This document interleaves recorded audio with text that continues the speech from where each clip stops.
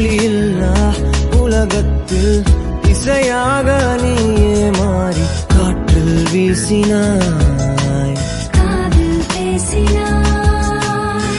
மொழியில்லா மௌனத்தில் விழியாலே வார்த்தை கோர்த்து கண்ணால் பேசினாய், கண்ணால் பேசினாய்.